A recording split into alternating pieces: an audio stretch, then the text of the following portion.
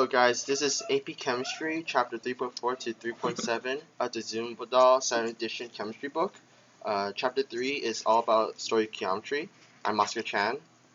I'm Grace Liang. I'm Eric Chen. And I'm Jessica Deep. So molar mass is the mass of a substance in grams of 1 mole of the compound.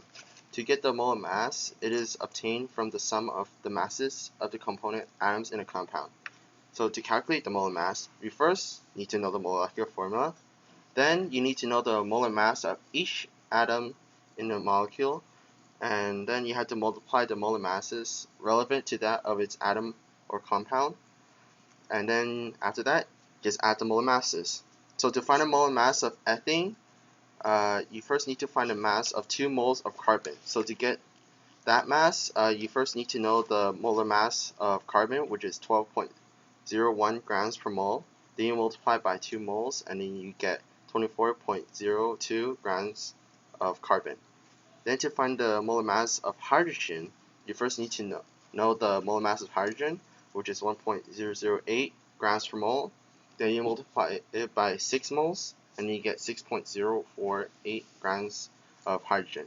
Then after that, you add it up with significant figures to get 30.07 grams of ethane. So then these are some practice problems that you can try to find the molar mass of. So you can try them out, and good luck. So I'm going to talk about the next section, percent composition of compounds. So to calculate any percentage, the atom needs to be divided by the whole and then multiplied by 100. So the mass percent is the ratio of the mass of an element in 1 mole of a compound to the total mass of 1 mole of the compound in percent. To calculate the percent of each element in the total mass of the compound, you need to multiply number of atoms of the element to atomic mass of element times 100 over the molar mass of the compound. So here are some of the practice problems. Okay, so 3.6 is about determining the formula of a compound. The empirical formula is the simplest, lowest positive integer ratio of atoms present in a compound. The first step would be to determine the mass percent of each element in your compound. Treat percent as grams and convert grams of each element to moles of each element.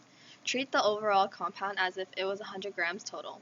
And lastly, find the smallest whole number ratio of atoms.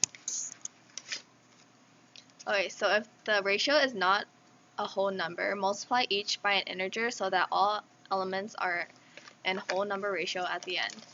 And if one element is missing, then you add up the others and then subtract it from 100. After you find the grams, convert all the elements to moles. Once you find the moles, you divide it by the smallest number and you should get a number. If the number is not a whole number, then you multiply it by an integer until it is a whole number. For example, if it's 4.5, you multiply it by 2 to get 9. In order to determine the molecular formula, you first have to find the empirical formula mass. Divide the known molecular mass by the empirical formula mass, deriving a whole number n. Multiply the empirical formula by n to derive the molecular formula. So if the empirical formula is CH5N and N is 2, then the molecular formula would be C2H10N2. This is a summary of everything.